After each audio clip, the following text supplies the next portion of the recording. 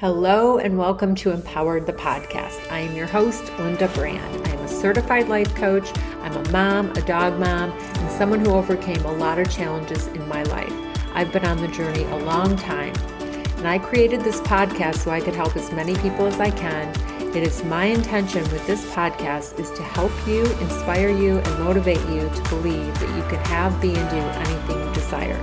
This podcast is about abundance, spirituality, health, and wellness, because let's face it, without your health, you have nothing. This podcast is about you becoming a better you. So let's dive in. Hello, and welcome to Empowered the Podcast.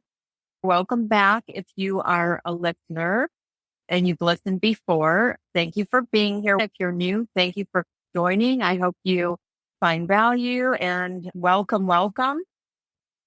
So today, I'm so excited for today's guest, Dupe Witherick. I was on her show recently and I love talking to her, and she is doing amazing work in the world, and she's brilliant, and she's an executive coach and the founder of Thrive Alcohol Free. And she combines over 20 years of corporate experience working with global organizations with her expertise in transformational and wellbeing coaching, specializing in the alcohol-free lifestyle. She's also the author of the Amazon International Bestseller and award-winning book, A Cocktail of Clarity, and host of the Thrive Alcohol Free podcast. Dupe is also a judge on the World Alcohol Free Awards, and she helps clients reach their full potential through mindset shift, behavior work, and powerful questioning, guiding them to manage stress, set meaningful goals, and gain clarity, passion, and purpose.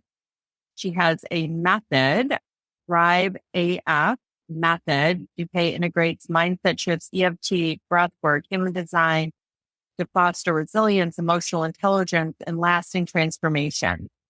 Her coaching is rooted in empathy and compassion, providing a safe, non-judgmental space where clients can transform personally and professionally.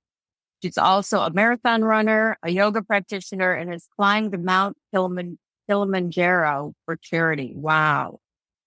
Welcome, Dupe, to the show. Thank you for being here. I'm so excited for this conversation because, as you know, I am alcohol-free also, and I just love what you're doing. So thank you for being here.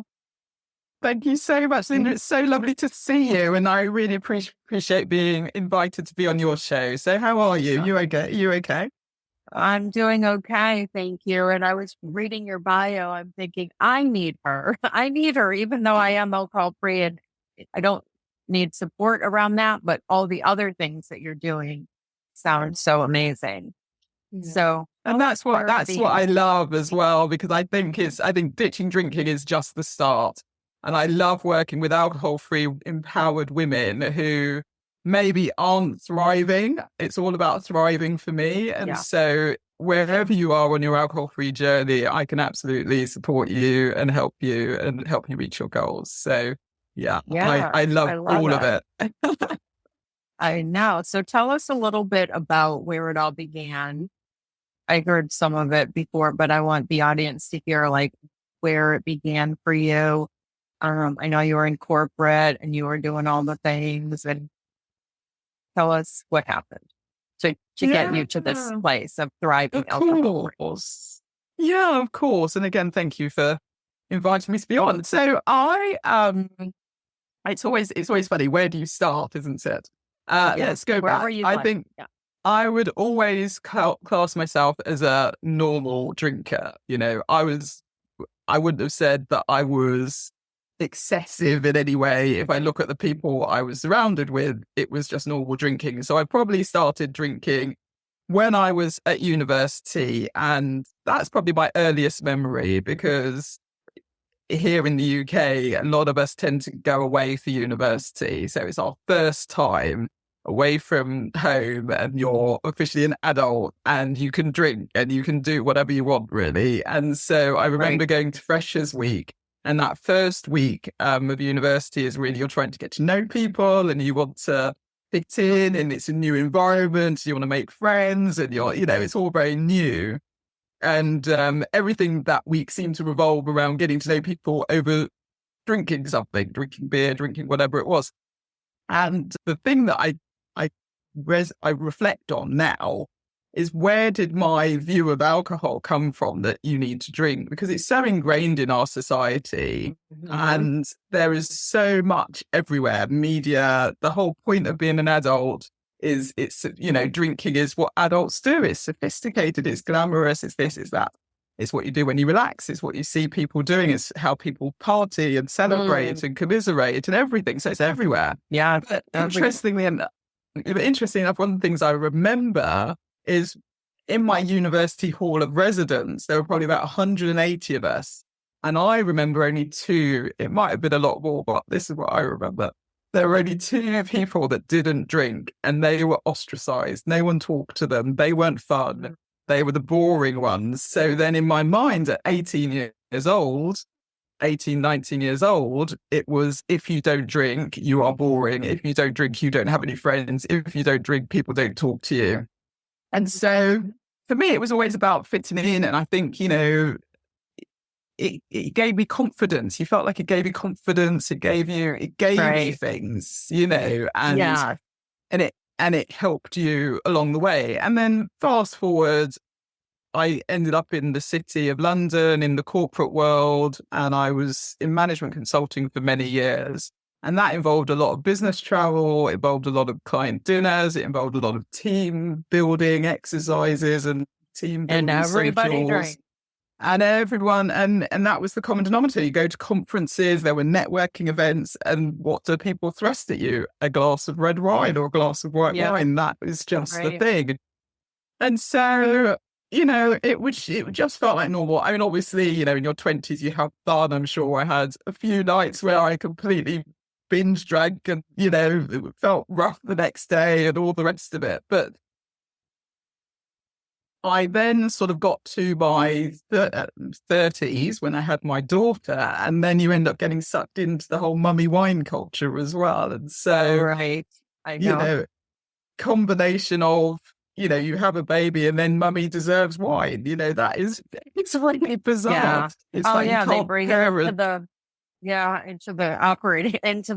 after the baby's born, there's the champagne and all that, right? Exactly. And you've had 9 months of not drinking. It's bizarre, isn't it? Absolutely random. But that's the norm. Again, people, you deserve wine. You've been looking after baby. Have a glass of wine. That's your way to relax. That's your me time. Yeah. And so, so I would say up until probably a couple of years, I stopped drinking in November 2020. But maybe a couple of years before that, I was getting to the point where I was beginning to think, I'm not enjoying red wine. I can't actually drink. Heavy red wines were my thing. I loved Malbecs and Riojas and all of that. I lived in Spain for a year. So I was I became this wine connoisseur.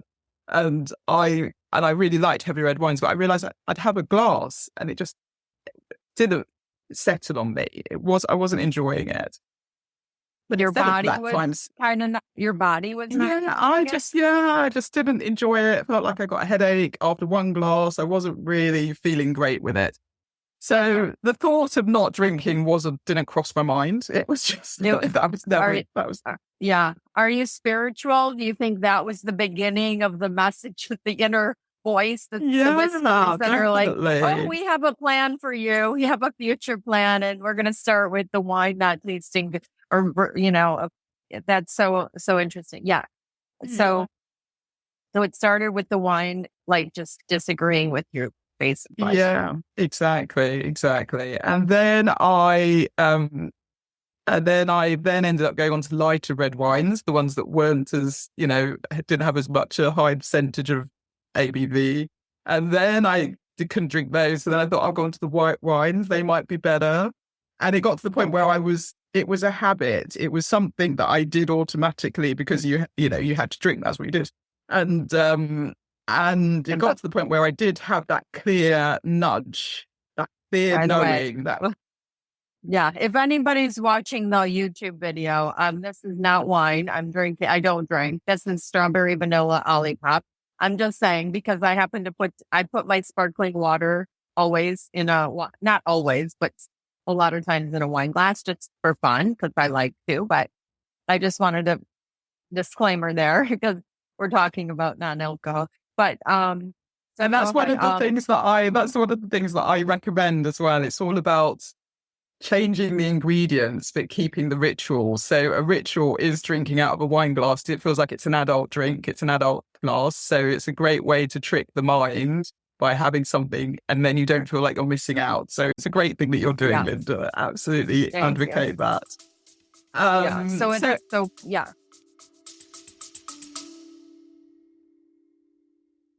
I want to remind you of my free vision workshop, which is held every single month live. You can check the show notes to find out when the next one is held. You will learn 3 key secrets to achieving success in your life.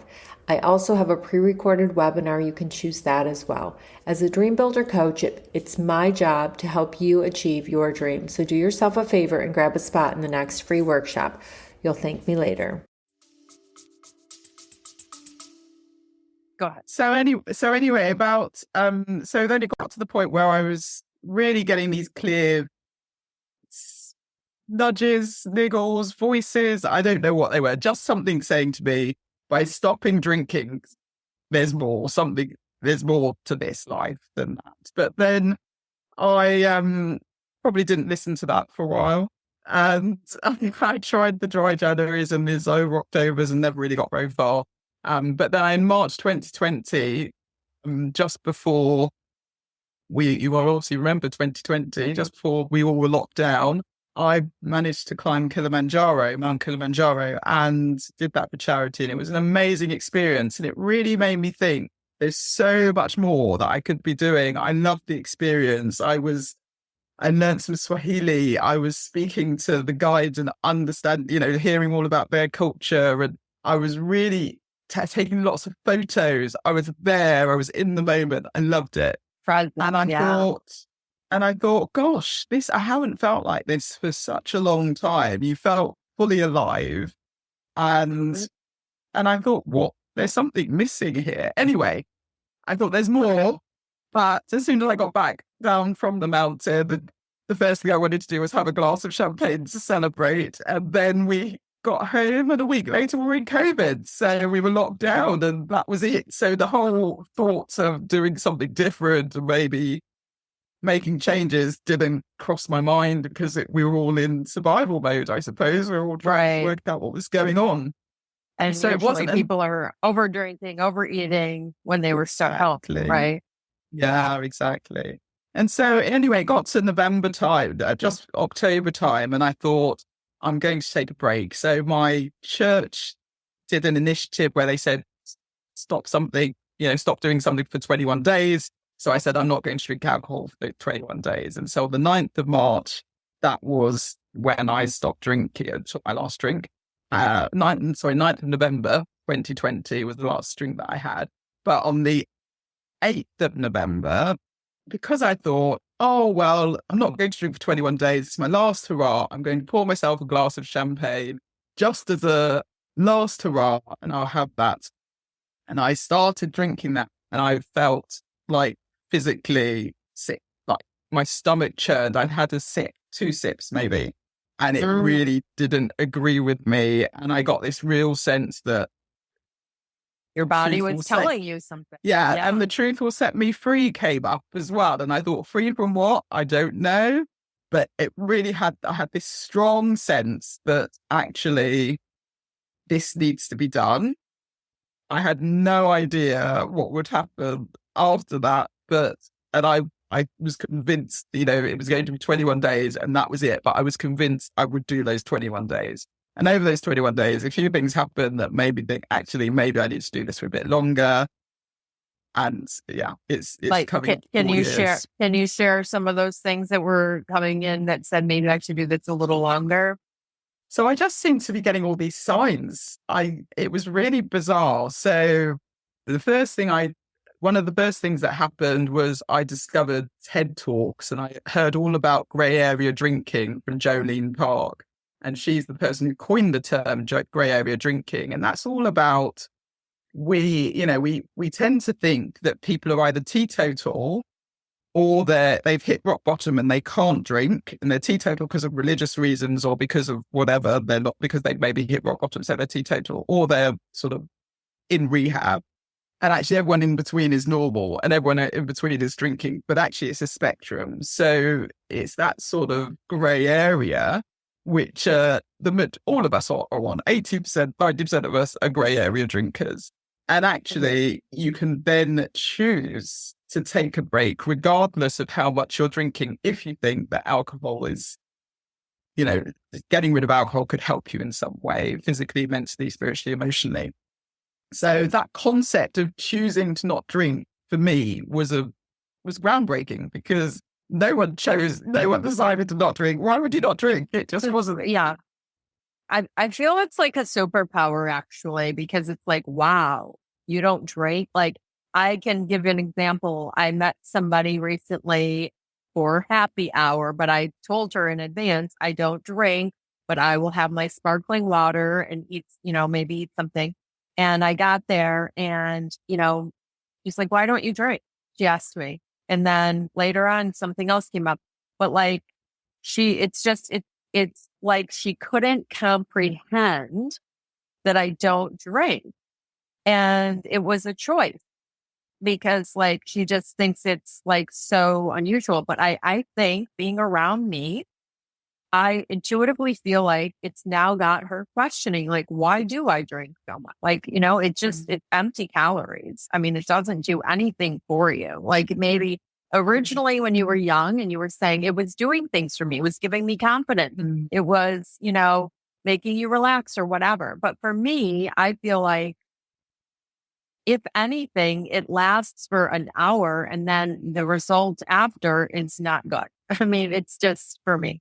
And I had a debilitating illness and overcame that. And, I quit drinking at that time for 2.5 years, among other things, to help myself get well. And, why, when you go to the doctor, does it say, do you smoke? Do you drink? How much? It's clearly not healthy for you. And I love marking that I don't drink, because So anyway, so tell us how. And I noticed, so you're married and your husband doesn't drink either, right? He doesn't drink either, but at the time he was drinking. Yeah. Okay. Yeah. So you both stopped. Okay. No. So I stopped drinking, and that was one of my biggest concerns, because obviously, well, we've been together nearly 24 years. And so we'd grown up together. Our thing was always, anything we did, we generally had a drink with it, date nights and all of that. That it was always what we, when we were friends, we used to host so many dinner parties, and we were known for our sort of generous mix of drinks that people could have, and, making people anything they want to drink. And that was our identity, really, as a couple, and my identity as well. And so the whole thought of not drinking while he was still drinking made me nervous. But one of the things that I teach and I say to people is, it's your journey. It's no one else's journey. You can't force anyone around you to stop drinking. If you've made this decision, you're doing it for you, and you just make it non-negotiable. And that's it. And you just do that and you focus on that. But what tends to happen is you then, as you said, with the person that you met for that, the drinks or the dinner at the bar, you rub off on them. They see something different in you. They see how you're changing and they notice. And it's not about telling people. You just end up living it and showing them. And and people start saying, hold on, there is something different. Hold on, what's going on? What's changed about you? And so my husband carried on drinking for the first 2 years of me not drinking. And it got to the point where I was because I know everything about alcohol. I know what it does to your body. I know how bad it is for you. I know all these things, but you can't force anyone to go on this journey without them wanting to do it. And so I would never preach. I would never sort of say, why are you drinking? I just let it go and thought, I'm just going to do what I do. Anyway, about a week after my second anniversary of not drinking, he just announced, I'm done. I'm not going to do it anymore. And I didn't believe it. I didn't think that was possible.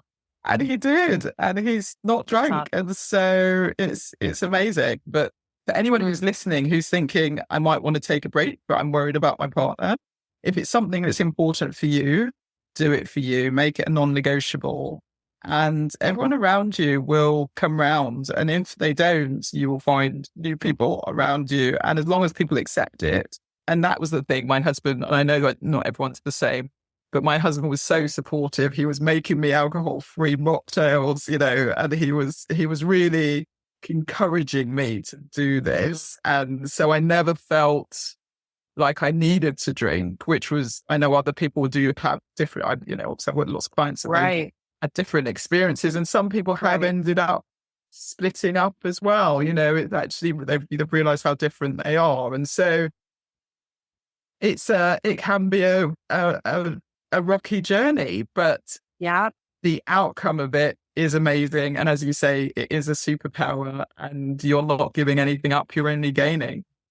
Yeah, I love that. Yeah, I too agree that it is a superpower. I mean, but society and, it's everywhere. And so what do you tell your clients around when they see it everywhere and they're invited out and different things? Do you give them, is there any tips and stuff on when they are just beginning?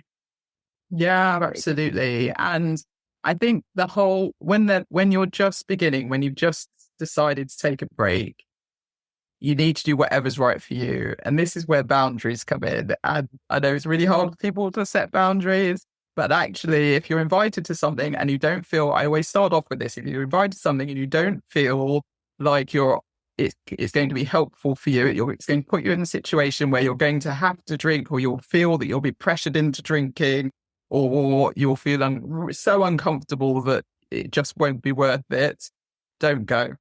Just don't go. No one's forcing you to do it. So that's the first thing. I love that. But then practically, there may be things you need to go to. And so I always talk about the whoop. Yeah. If you feel like you need to go somewhere, or if you want to go somewhere, then I suggest I think it's really important to prep ahead. So let the people know that wherever you're going, let them know you're not drinking. Let one person know you're not drinking, if not. And also maybe check with the bar to see, or the restaurant to see whether they have any alcohol-free options. So when you get there, you're going confidently and you say, people say, what are you drinking? And you say, I'm having this, because then it's not, I love that. You don't have to say, no, I'm not drinking. Oh, I'm not drinking today. Oh, you don't need to come up with an excuse. Just say, yes, I'd love this drink. That's it. Job done. If people then say, why aren't you drinking? Again, you don't have to answer them. You can just say, I don't fancy it. You could say, I'm doing a health challenge. You could say, I'm on antibiotics. You can say anything you want to say, but, doesn't matter. But then change the subject. Just ask them a question. People love to talk about themselves. So just switch it round to them, and before you know it, they won't even realize. And I think it's something that lots of people think is a really big deal.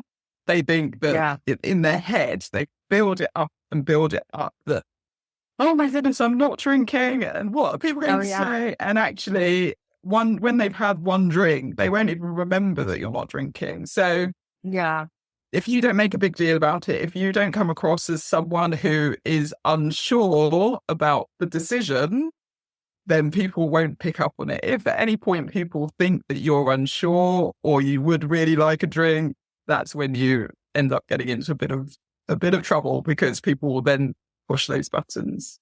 Oh yeah. I mean, it's glamour, it's glamorized on TV, and, like we talked about, it's everywhere. And, so my son doesn't drink, I don't drink. I mean, it's just a beautiful thing, but we are you gotta, be aware that people, like in the real estate world, when, I've been in real estate a long time, and people, happy hour and, oh, let's go for drinks. And, it's just, just, no, I'll go for lunch or, just switch it up, but these things, it makes you feel like different, and you are different, and it's okay, right? It's okay. It's just, you will find your tribe and your people. And, I remember losing some happy hour ladies because even though I could still go and sit there and have my thing, they still didn't contact me anymore. And I was happy. It was fine with me. I mean, at first it was kind of sad, but I realized that,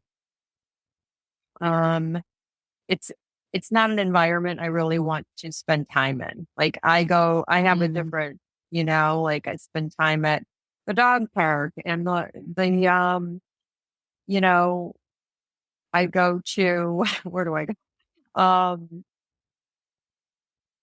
I just spend time with the dog and, healthy things, juice bars and just the gym and exercise, different things that are, and then people like dating. It's a whole thing. Men are, oh, why don't you drink? It's the whole thing. And it's upsetting. But I actually put sometimes or something. And this one man was like, what did you do this weekend? And then I responded. And then I said, what did you do? And it was like, he was at a bar every night. And I said, oh, I don't go to bars. And he just said, why not? And then I told him, oh, you said you drink sometimes.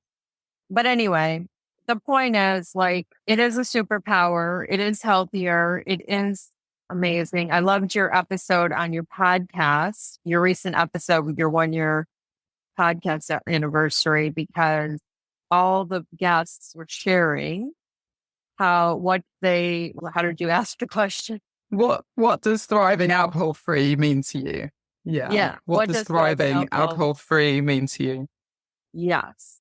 And for me, it's so much. You're just healthier overall, mentally, physically. And you never have to worry about driving home. You never have to worry about anything, What is thriving alcohol-free to you?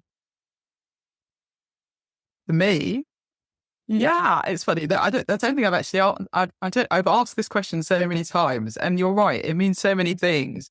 I think it's freedom fundamentally in all sorts of ways, but I also think it's growth. It's growth and it's transformation, and it's realizing actually you can do anything you put your mind to. You absolutely can. If you'd said to me 4.5 years ago that I wouldn't be drinking, that I would have written a book, that I would have started a podcast, that I would be coaching, I would be now, a transformational wellbeing coach, an executive coach. If you'd said to me I would have created online courses, I'd be all over, I'd be on the social media, and I'd be this advocate for not drinking, I would have said to you, what the hell are you talking about? Pour me another drink, because I don't believe that's never going to happen. It's not going to happen. Right. So really yeah. It's a completely different thing. And it's not even about all those things. It's about the clarity that you feel. It's about the noticing things like nature. Being in nature for me is joy. I love it. I love running. I love running. I love seeing the birds and the butterflies and the rabbits and the deer. And we're in a really lovely part of the country. So I'm in the countryside all the time.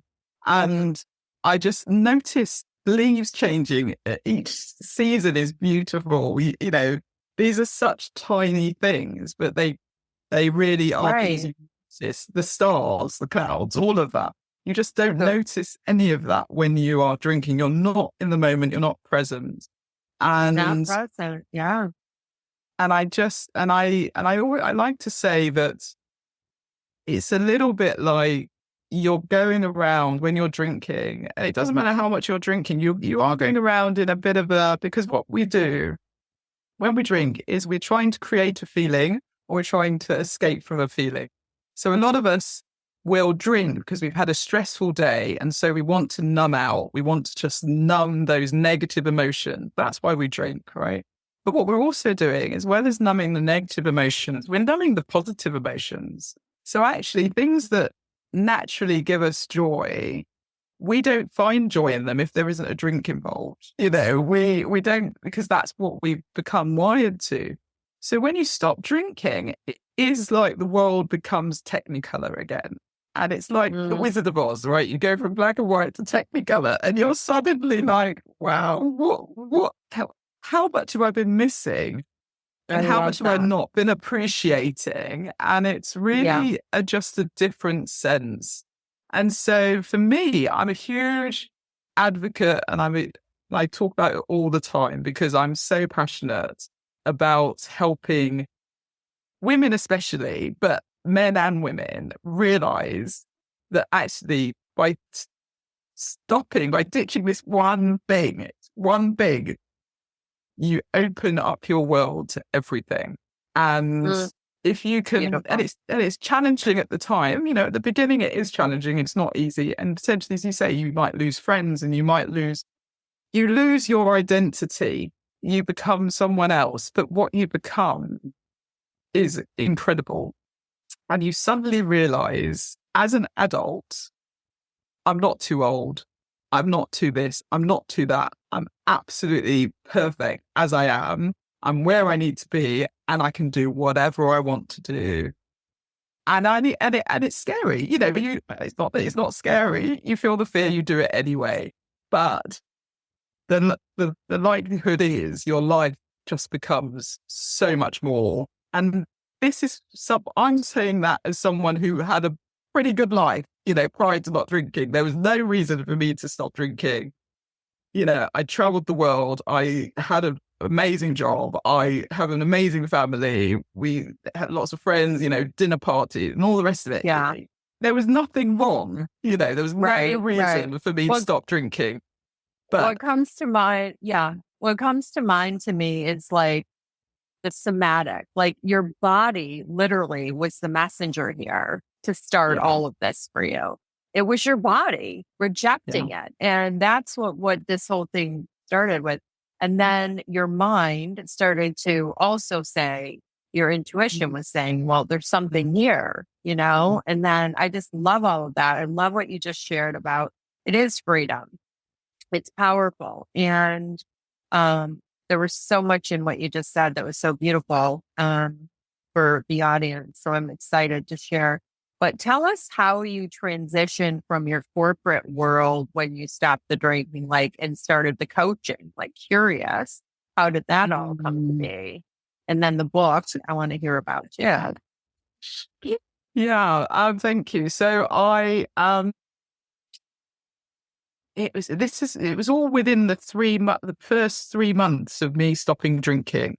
Everything changed, and I had a thing at work where I was given some news and I was disappointed, and I what would normally happen prior to me drinking. This was in November, and prior to me drinking, I would have a few drinks. I would say I'd be angry, I'd be annoyed, I'd be stressed. I'd have a couple of drinks, and I would say, right, enough's enough. They're taking me for granted.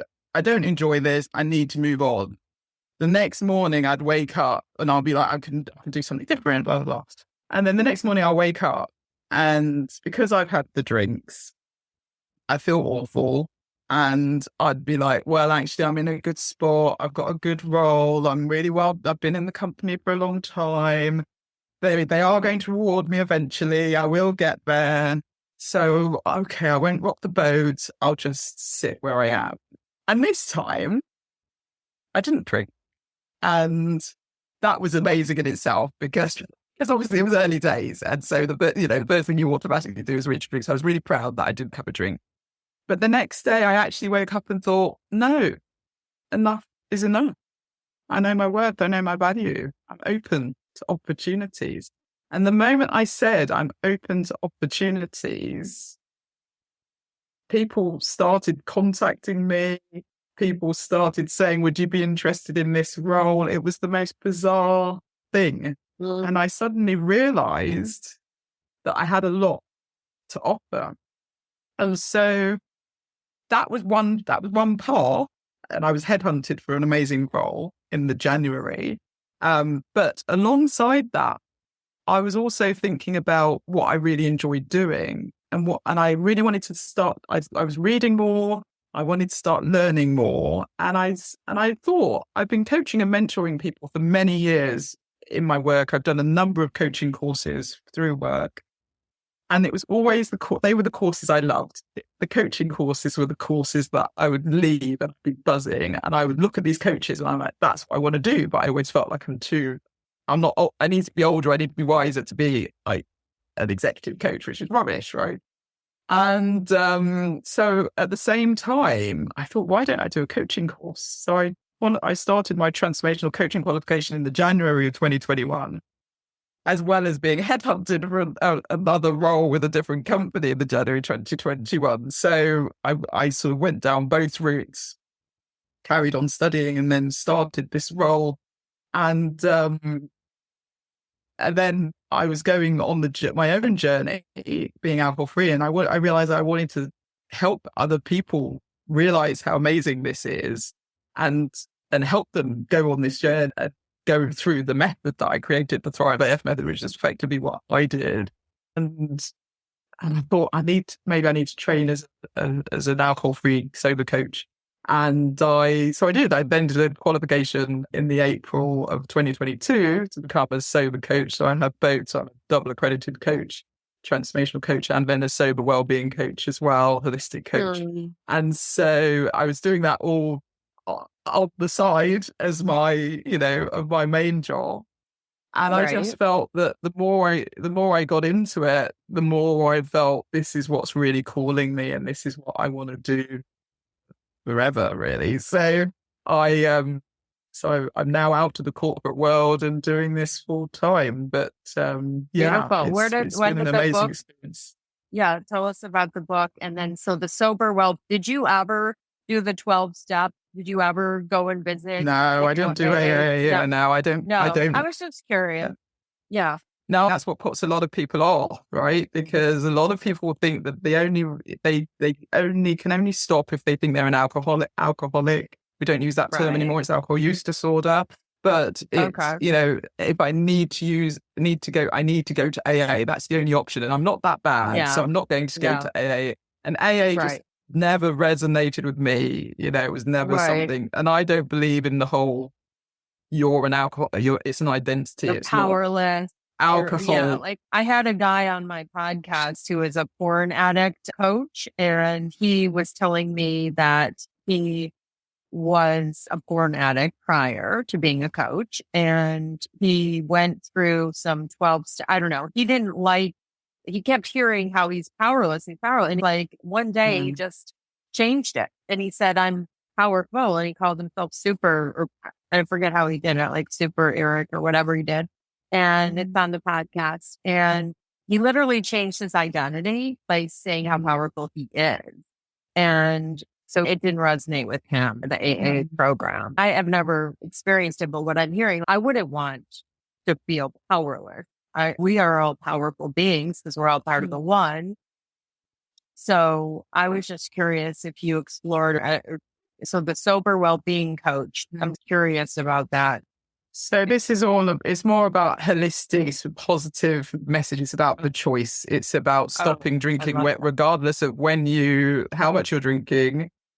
You can stop and not drink at any point. And actually, then there's so much. We talk about the nutrition and the sleep and the positive, creating an alcohol-free toolkit, the self-care, all of that side. And then looking to the future and looking at your values and managing our emotions and all of that sort of stuff. But it isn't about, I'm an alcoholic, I've got an issue. It's because ultimately alcohol is the addictive substance. It's an addictive substance. And if it came out today, it would be banned, because it would be the equivalent of a Class A drug. So with the amount of damage it causes to your health, to the health service and everything else, it would not be allowed now.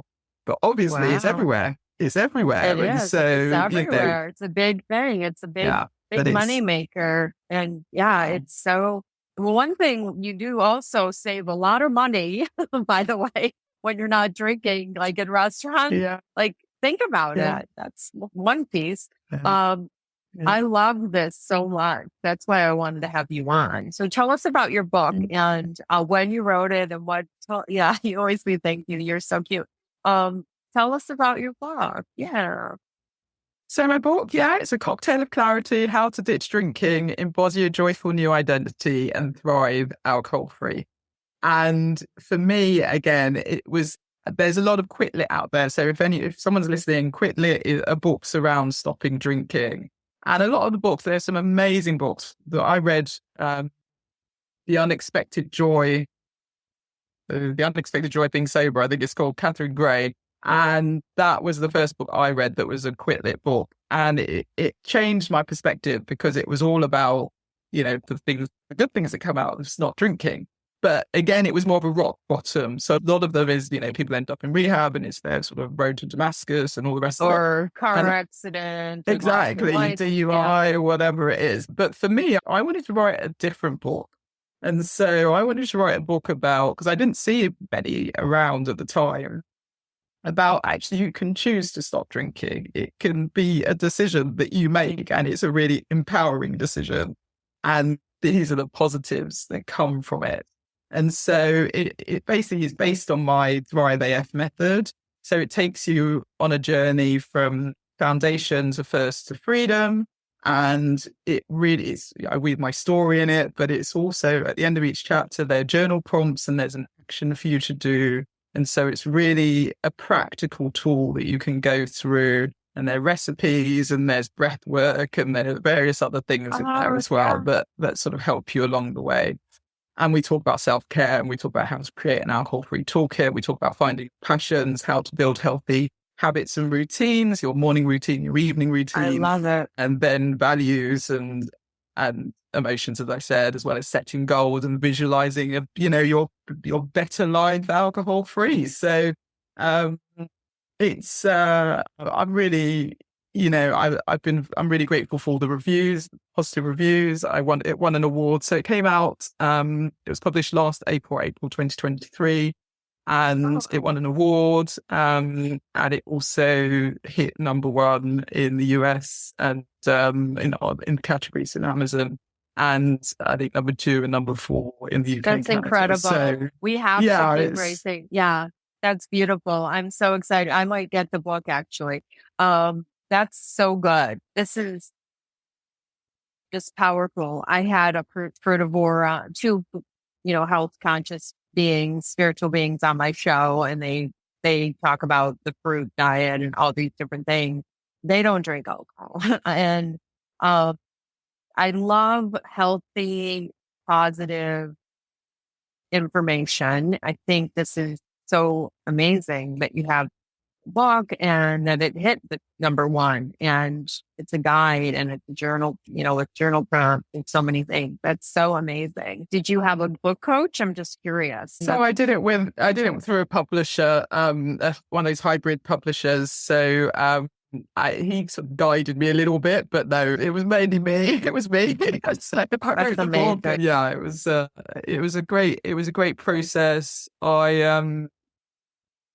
I just enjoyed it, and it was really interesting because I journaled a lot. I journal a lot, and I journaled a lot from the start of my alcohol-free journey. And actually, a lot of the things from the book came from some of those journals that I wrote in the early days, which was really good because I was able to really get back into that space.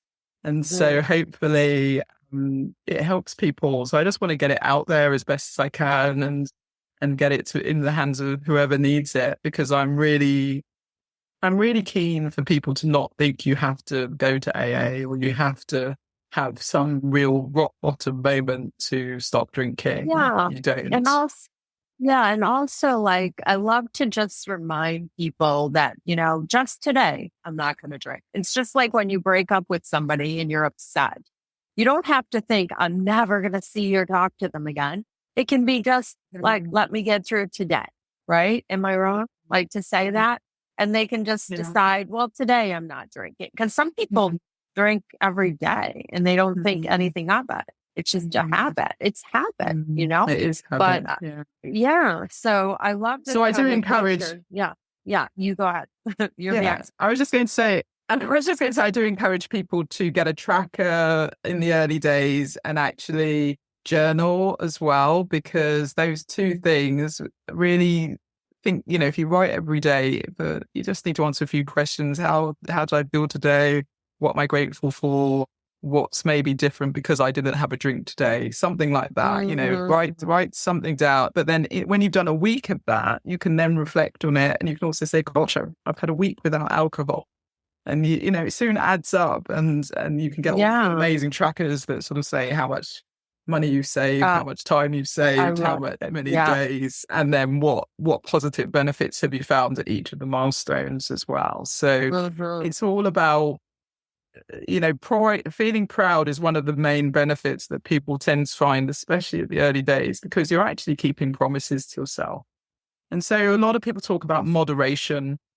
And, fine, do whatever suits you. But one thing with moderation, I find, is that people who say they moderate, my test is, if you moderate, you set rules for yourself effectively. So you may say, I'm not going to drink Monday to Thursday. I'm only going to drink Friday, Saturday. And on Saturday, I'm only going to have one drink. On Friday, I'll give myself 2 drinks. All of that stuff, right? I think it's rubbish. But people do it, and I think that's fine. What I say to people is, if you moderate, write down your rules. If you can stick to that for a month, then moderation is fine. The likelihood is you can't. The Wednesday you'll go into work, you'll have a crappy day, and you'll think, I need a drink. You'll have the drink when you said you wouldn't until Friday. And when you do that, every time you do that, you are chipping away at your self-esteem, because you're not keeping the promises that you say that you're going to keep to yourself.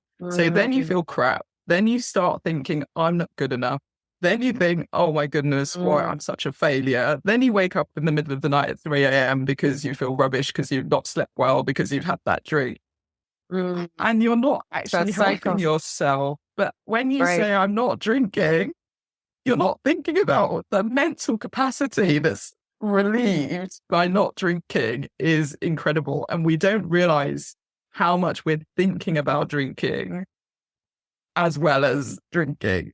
So you'll suddenly find you have all this space, which is why people suddenly say, oh, I'm bored, because your body and your mind is not used to not being consumed with this one substance. And when you think about that, that's why people who stop drinking go on and do incredible things and suddenly achieve all these things, because you're not blocked.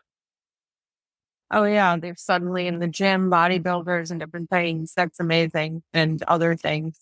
I love this conversation. And thank you for sharing all of that just now, because there's an analogy that shows up in my head while you're talking around food. And like planning this or saying I'm going to fast and then you don't or something. And then you're, like you said, chipping away at your self-esteem, feeling like a failure, shaming yourself, right? It's abuse. It's self-abuse. So that was so great. I loved what you shared, and I'm so excited to share this episode. Is there anything else you want to share, and then tell everybody where they can find you and find the book and everything? I see. Yeah, I think all I say is, if you're listening to this and you're inspired in any way, or you're getting that nudge that says, actually, maybe alcohol isn't serving me, maybe it's not, maybe taking a break would be a good thing, do it. It's Sober October at the moment, so it's a great time. You've got a really good excuse. You don't have to come up with excuses. You just say, I'm doing Sober October, and you will be able to, just say that and people will accept that. And so if you want to, if you've been thinking about it, if it's something that's sort of, you feel like it could be a good thing for you, just do it. Because they say the best time to plant a tree was 10 years ago. The next best time is today. So why not start today? And by Christmas, by dry January, you'll be there, and you won't need to do dry January, and you'll be benefiting from it and seeing all the benefits. So I love that. All I'd say is do it if this calls you in any way. And then to get in touch with me, it's always Thrive Alcohol Free. So my website is thrivealcoholfree.com. My podcast is Thrive Alcohol Free. You can get me on Instagram at Thrive Alcohol Free. And my book is A Cocktail of Clarity, as I said, and you can get that on Amazon, wherever you are in the world. So beautiful. Thank you so much. One last question. Where did you come up with the Thrive Alcohol Free? Was it real natural and easy?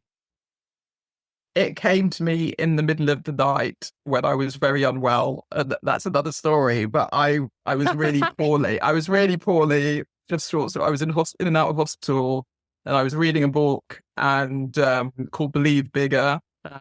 And Thrive Alcohol Free came to me, and that was this is what I need to do with the rest of my life. It bizarre. It was I love it. God-given, downloaded.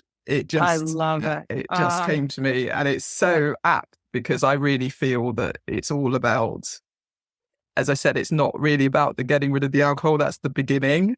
It's what happens next. Then it's the thriving. That's the most important part.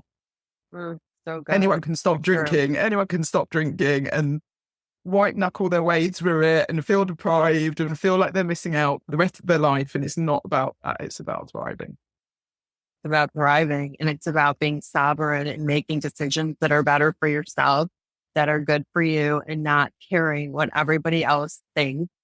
And we all tend to worry. It's just wild about what people think, even people we don't even care about or know that well. And it's like, enough of that, like, let's live authentically and be happy and do what works for us, what feels good for us. And, we don't have to explain ourselves to people, right? Like Tracy Litt would say, you don't have to, that proving energy, and I had another guest on the show who, Sarah, she has a huge networking thing in New York for women.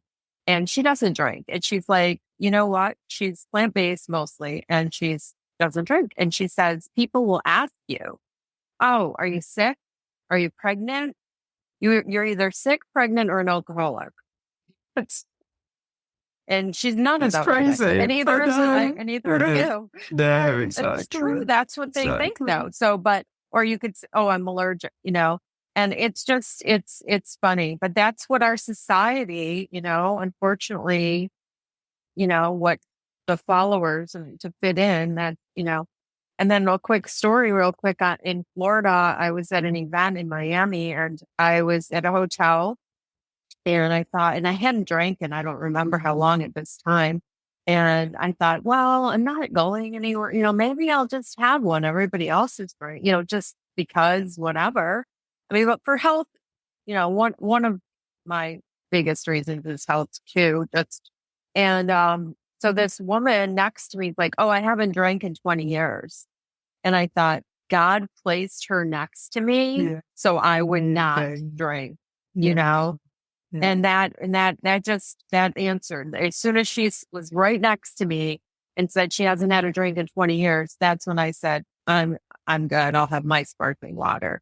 So I just have to share that, we are guided, protected, and supported. And you were definitely led to this beautiful journey. And now you're helping all these people, and we have to raise awareness about this. I just love it so much.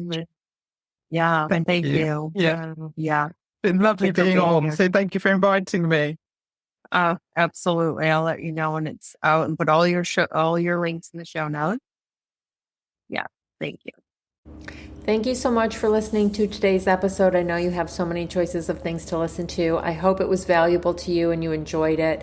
If it was, please share with someone you think would benefit from listening to it.